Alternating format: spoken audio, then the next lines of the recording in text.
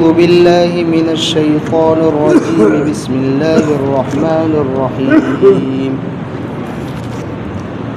وإذا رأوا تجارة أو لهوا انفضوا إليها وتركوك قائما قل ما عند الله خير من اللهو ومن التجارة والله خير الرازقين بسم الله الرحمن الرحيم إذا جاءك المنافقون قالوا نشهد إنك لرسول الله والله يعلم إنك لرسوله والله يشهد إن المنافقين لكاذبون اتخذوا أيمانهم جنة فصدوا عن سبيل الله إنهم ساء ما كانوا يعملون ذلك بأنهم آمنوا ثم كفروا فطبع على قلوبهم فهم لا يفقهون۔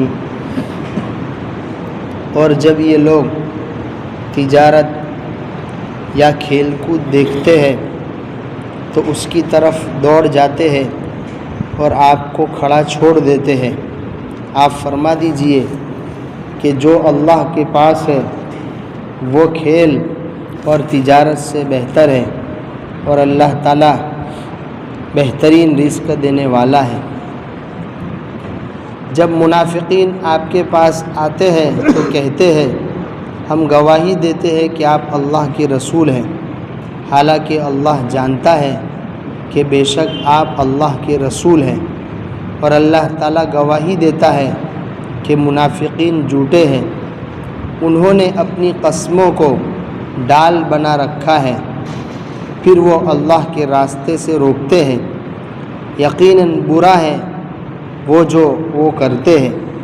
یہ اس وجہ سے کہ وہ ایمان لائے پھر کافر ہو گئے، پھر ان کے دلوں پر مہر لگا دی گئی، پس وہ سمجھتے نہیں۔ سورہ جمعہ کی آخری آیت ہے وَإِذَا رَأَوْا تِجَارَةً أَوْ لَهْوًا انفضوا إِلَيْهَا، کہ جب صحابہ تجارت یا لہو دیکھتے ہیں تو اس کی طرف دوڑ پڑتے ہیں اور آپ کو کھڑا چھوڑ جاتے ہیں۔ یہ آیت کریمہ ایک خاص واقعے میں نازل ہوئی۔ اللہ کے رسول صلی اللہ علیہ وسلم کے زمانے میں پہلے جس طرح عید میں نماز پہلے ہوتی ہے خطبہ بعد میں ہوتا ہے، اسی طرح جمعہ میں بھی ہوتا تھا کہ پہلے نماز ہوتی تھی اور اس کے بعد خطبہ ہوتا تھا۔ تو یہ آیت کریمہ جب یہ صورتحال چل رہی تھی اس طرح کہ پہلے نماز ہو رہی ہے اور اس کے بعد خطبہ ہو رہا ہے، اللہ کے رسول صلی اللہ علیہ وسلم ایک مرتبہ جمعہ کے دن مدینہ میں خطبہ دے رہے، یہ نماز پڑھا چکے تھے، نماز پڑھا لینے کے بعد خطبہ دے رہے تھے۔ اب مدینہ میں یہ وہ وقت تھا جب کہ قحط تھا، دکاڑ ہم جس کو بولتے ہیں، اور اشیاء یعنی چیزیں مہنگی تھی، چیزوں کی گرانی تھی۔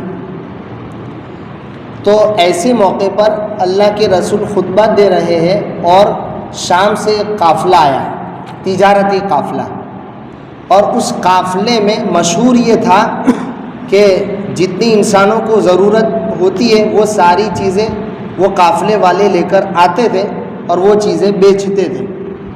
تو اب ایسی صورتحال تھی کہ اچانک وہ قافلہ آ گیا۔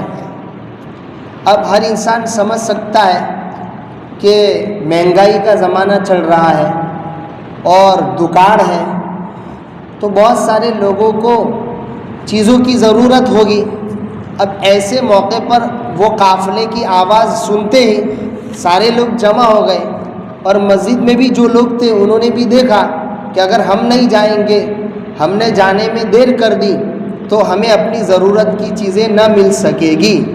اس وجہ سے خطبہ سننے والے جو صحابہ تھے وہ بھی اٹھ کر اس تجارتی قافلے کے پاس چلے گئے تاکہ اپنی ضرورت کی چیزیں خرید سکیں۔ صرف 12 صحابہ، حضرت عمر، حضرت ابوبکر، حضرت عمر، عبداللہ بن مسعود، ایسے جو بڑے بڑے جلیل قدر جو صحابہ تھے وہ وہاں رہ گئے، باقی صحابہ تجارتی قافلے کے پاس چلے گئے تاکہ اپنی ضرورت کی چیزیں خرید سکیں۔ ایسے موقع پر یہ آیت کریمہ اتری، وَإِذَا رَأَوْا تِجَارَةً أَوْ لَهْوًا انفَضُّوا إِلَيْهَا، کہ جب یہ لوگ تجارت دیکھتے ہیں یا لہو دیکھتے ہیں۔ یہ کھیل کود کیسے ہوا؟ یعنی وہ تجارت قافلہ جب آتا تھا تو لوگوں کو اطلاع دینے کے لیے باجا بجایا جاتا تھا، ڈھولکی بجائی جاتی تھی۔ اس کو قرآن مجید نے کہا کہ جب وہ ڈھولک بج رہا تھا، باجا بجایا جا رہا تھا، تو وہ تجارت کے ساتھ ہی وہ باجا بجاتے تھے تاکہ لوگوں کو اطلاع ہو جائے کہ تجارت قافلہ آ گیا ہے اور لوگ تجارت کے لیے خریدنے کے لیے وہاں جمع ہو جائیں۔ وَتَرَكُوكَ قَائِمًا، اور آپ کو کھڑا چھوڑ جاتے ہیں۔ اللہ کے رسول کھڑے کھڑے خطبہ دے رہے تھے تو صحابہ کرام چلے گئے اور کچھ ہی صحابہ رہ گئے اور آپ کو کھڑا چھوڑ گئے۔ قرآن مجید نے کہا وَتَرَكُوكَ قَائِمًا، آپ کو کھڑا چھوڑ گئے۔ اس سے اس بات کی جانب اشارہ ہو رہا ہے کہ خطبہ کھڑے ہو کر دینا سنت ہے۔ چنانچہ ہمارے امام اعظم ابو حنیفہ رحمۃ اللہ علیہ بھی یہی کہتے ہیں کہ خطبہ کھڑے ہو کر دینا چاہیے، اور اگر کوئی مجبور ہو، بیمار ہو، پیروں میں تکلیف ہو تو اس خطیب نے اگر بیٹھ کے خطبہ دے دیا تو بھی کوئی حرج کی بات نہیں ہے، لیکن اصل سنت خطبہ کھڑے ہو کر دینا ہے۔ اب مفسرین نے ایک بات لکھی، چونکہ امت کی یہ عادت ہے، کرنا کچھ نہیں ہے لیکن لوگوں پر اشکال کرنے کی عادت ہے۔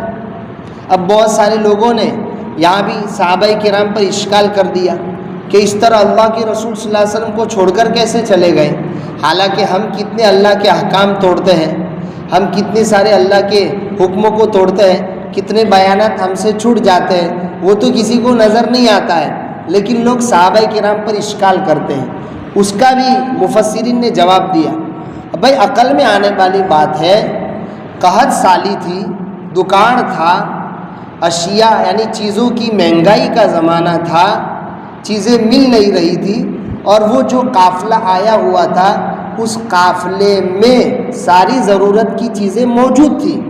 ایسے موقع پر ہر انسان سمجھ سکتا ہے کہ اگر میں نے جانے میں دیر کر دی تو مجھے اپنی ضرورت کی چیز نہیں ملے گی۔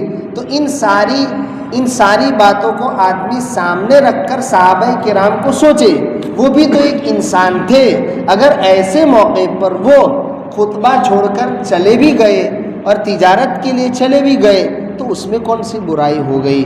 اس لیے کہ مہنگائی کا زمانہ چل رہا تھا، قحط سالی کا زمانہ تھا، اور اشیاء وہاں ضرورت کی چیزیں وہاں نہیں مل رہی تھی، یہ قافلہ لے کر آیا تھا۔ اور چوتھی بات یہ بھی، صحابہ کرام نے یہ دیکھا کہ نماز تو ہو چکی ہے، اصل جو فریضہ تھا وہ جمعہ کی نماز کا تھا، وہ ادا ہو چکا تھا۔ صحابہ کرام کو یہ پتہ نہیں تھا کہ خطبے کی بھی وہی اہمیت ہے جو نماز کی ہے، اس لیے صحابہ کرام چلے گئے۔ لیکن پھر بھی چونکہ صحابہ کا مقام اللہ کے نزدیک اونچا تھا، اللہ کے نزدیک وہ محبوب تھے، اس لیے ان کی اس بات پر بھی ان کو ٹوکا گیا اور تنبیہ کی گئی کہ آئندہ ایسا مت کرنا۔ قُلْ مَا عِنْدَ اللَّهِ خَيْرٌ مِّنَ اللَّهْوِ وَمِنَ التِّجَارَةِ، آپ فرما دیجئے کہ اللہ کے نزدیک جو ہے، یعنی اللہ کے رسول جو باتیں بیان کر رہے ہیں وہ باتیں تجارت اور کھیل کود سے بہتر ہے۔ اس کے بعد پھر اللہ کے رسول صلی اللہ علیہ وسلم نے ترتیب بدل دی، یعنی نماز اس کے اس واقعے کے بعد پھر جمعہ کے دن نماز بعد میں ہونے لگی اور خطبہ پہلے ہونے لگا، تاکہ جتنی اہمیت سے آدمی کو نماز کی فکر ہے اتنی اہمیت سے آدمی خطبہ بھی سن سکے۔ اب آدمی نماز پڑھنے کے لیے رکا ہی رہے گا تو نماز بھی ہوگی اور خطبہ بھی اچھی طریقے سے سنا جا سکے گا۔ اس سے خطبے کی اہمیت معلوم ہوتی ہے کہ جمعہ کے دن کا خطبہ کتنا اہم ہے۔ واللہ خیر الرازقین۔ اور رہی بات اگر کسی کو یہ وہم کہ میں وہاں نہ پہنچا تو مجھے رزق نہیں ملے گا، یعنی مجھے اپنی ضرورت کی چیزیں نہیں ملے گی، قرآن مجید اس سوال کو بھی دور کر رہا ہے۔ واللہ خیر الرازقین، رزق دینے والا تو بہترین اللہ ہے، آدمی کو رزق کے معاملے میں خاص طور پر اللہ پر بھروسہ کرنے کی ضرورت ہے۔ آدمی کا رزق متعین ہے، اسی لیے اللہ کے رسول صلی اللہ علیہ وسلم نے ایک روایت میں بہت اچھے انداز میں سمجھایا کہ ہر مہینے کی جو روزی انسان کے لیے مقدر میں ہے وہ مل کر رہتی ہے۔ اب کبھی کبھار ایسا ہوتا ہے کہ روزانہ آدمی کو 500 روپیہ دکان پر بیٹھا تو مل گئے کہ بھائی آج 1000 کی بکری ہو گئی، کل بھی ہو گئی، پرسوں بھی ہو گئی، ترسوں بھی ہو گئی، اس طرح پورا مہینہ چلتا ہے۔ لیکن کبھی کبھار اللہ تعالیٰ بندے کو آزمانے کے لیے وہی پورے مہینے کا جو رزق ہے ہزار کے اعتبار سے کبھی آخری 2 دنوں میں دے دینا چاہتے ہیں۔ اب یہ 28 دن صبر کے گزر رہے ہیں کہ کوئی گاہک نہیں آ رہا ہے، ایسے ہی پس منظر کو سامنے رکھے ہوئے اللہ کے رسول نے بات ارشاد فرمائی کہ کہیں روز اللہ کی جانب سے ملنے والی روزی میں دیری ہو جائے تو کہیں وہ دیری تم کو گناہ نہ کروا دے۔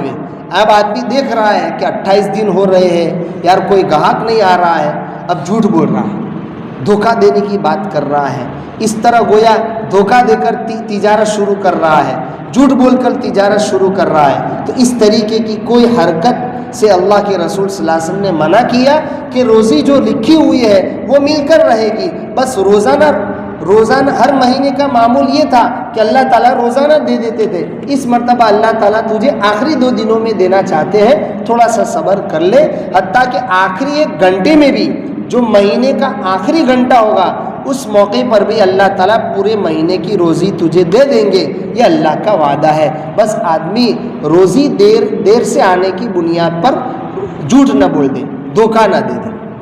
یہ ہے واللہ خیر الرازقین۔ اس کے بعد جو سورت ہے اس سورت کا نام ہے سورۃ المنافقون۔ یہ جیسے ایمان کی اصطلاح ہم جانتے ہیں، ایمان سے مومن یعنی ایمان والا، اسلام سے مسلمان اسلام والا، یعنی جو اسلام کا دھرم اپناتا ہے، اسلام والا مذہب اپناتا ہے، ان کو مسلمان بھی کہا جاتا ہے اور مومن بھی کہا جاتا ہے۔ اسی طرح ہم سب جانتے ہیں کافر یعنی جو اسلام نہ رکھتا ہو اس کو کافر کہتے ہیں۔ اسی طرح ایک بہت اہم عنوان ہے منافق کا۔ منافق جو ظاہری طور پر کلمہ پڑھتا ہے تاکہ دنیا میں اس کی جان و مال محفوظ رہے، لیکن اندر کفر بھرا ہوا ہے، اندر اسلام کی دشمنی ہے، ایسے آدمی کو منافق کہا جاتا ہے۔ منافق اعتقادی طور پر نفاق ہے کہ ظاہری طور پر کلمہ پڑھ رہا ہے تاکہ مسلمان اس کو نہ چھیڑے، اس کے جان اور اس کے مال کو محفوظ رکھے، اور اندر سے اسلام سے دشمنی ہے، ایسے لوگوں کو منافقین کہا جاتا ہے۔ یہ جو صورت ہے یہ اس کا بھی خاص پس منظر ہے، خاص واقعے میں نازل ہوئی۔ اس کو سمجھنے سے پہلے ہم یہ سمجھیں، اللہ کے رسول صلی اللہ علیہ وسلم کے مدینہ ہجرت کرنے سے پہلے مدینہ میں 2 قومیں تھیں، ایک قبیلہ تھا اوس اور دوسرا قبیلہ تھا خزرج۔ ان میں بہت خطرناک آپس میں لڑائیاں چلتی تھیں، چھوٹی چھوٹی بات پر، کہ گھاٹ یعنی پانی پینے کی جو گھاٹ ہوتی ہے، بھینس جہاں پانی وغیرہ پیتے ہیں، وہاں اگر ایک قبیلے کا جانور پہلے پی لیتا اور دوسرے قبیلے کا جانور بعد میں پیتا تو بھی لڑائی ہو جاتی تھی۔ 110 دن تک بھی لڑائی چلی ہے، ایسی لڑائیاں ان کے درمیان ہوتی رہتی تھی۔ بالآخر ان کے درمیان یہ طے پایا کہ بھائی ہم کسی کو اپنا بڑا تسلیم کر لیتے ہیں تاکہ اس کی ماتحتی میں، اس کی سرداری میں ہم زندگی گزاریں گے تاکہ یہ جھگڑے نمٹے۔ چنانچہ انہوں نے طے کیا کہ ہم اپنی صدارت اپنا بڑا عبداللہ بن ابی کو بناتے ہیں۔ ایک آدمی تھا، یہ بھی اسی خزرج، اوس اور خزرج میں سے خزرجی تھا، یہ بڑا تھا، اس کو سردار بنانے کے لیے طے بھی ہو گیا۔ بس قریب تھا کہ اس کو سرداری کا تاج اس کے سر پر ڈال دیا جائے۔ اسی دوران اللہ کے رسول صلی اللہ علیہ وسلم کی جانب سے صحابہ کرام کی آمد مدینہ ہونے لگی۔ چنانچہ صحابہ کرام کی باتوں پر اسی اوس و خزرج میں سے بہت سارے لوگ اسلام لانے لگے، اور اسی وقت پھر اللہ کے رسول صلی اللہ علیہ وسلم بھی تھوڑی مدت کے بعد مدینہ تشریف لے آئے، اب لوگوں نے یعنی یہی اوس و خزرج نے اللہ کے رسول صلی اللہ علیہ وسلم کو ماننا شروع کر دیا اور آپ پر ایمان لے آئے اور آپ کو بڑا تسلیم کر دیا۔ اب اس کو ڈر ہوا عبداللہ بن ابی کو کہ میری سرداری چلی جائے گی، میری چودراہٹ باقی نہیں رہے گی، تو اندر سے تو اس کو حضور سے بہت دشمنی ہو گئی کہ اس کی وجہ سے میری سرداری جا رہی ہے۔ اس لیے اب اس نے سوچا کہ اگر ہم ان پر ایمان نہیں لائیں گے تو یہ ہماری جان و مال محفوظ نہیں رکھیں گے۔ اس بنیاد پر اس نے ظاہری طور پر کلمہ پڑھ لیا، اندر سے کوڑتا تھا، اندر سے سخت دشمنی تھی اسلام سے اور حضور کے ماننے والے مسلمانوں سے، اندر سے بہت زیادہ دشمنی تھی، لیکن اپنی سرداری کو، اپنی جان و مال کو بچانے کے لیے اس نے کلمہ پڑھ لیا۔ ایسے ہی لوگوں کو قرآن مجید منافقین کہہ رہا ہے، جو ظاہری طور پر کلمہ پڑھ رہے ہیں تاکہ مسلمان ان کے جان و مال سے چھیڑخانی نہ کرے، لیکن اندر سے اسلام سے دشمنی ہے۔ اب اسے اسی دشمنی کو موقع سے وہ اپنی اسی دشمنی کا اظہار کرتا رہا۔ اسی موقع کی مناسبت سے سن ہجری 4 یا سن ہجری 5 میں اس نے بہت بڑا یعنی اپنے نفاقی عمل اس نے کیا، جو لوگوں سے تو چھپا ہوا تھا، لیکن قرآن مجید نے یہ صورت نازل کر کے اس کا پورا آپریشن کر دیا اور اندر کا پورا گندگی، اندر کا جو کیچڑ اس کے اندر تھا، قرآن مجید نے سارا باہر کر دیا۔ تو یہ خاص واقعہ ہے جو بعد میں آئے گا کل انشاءاللہ۔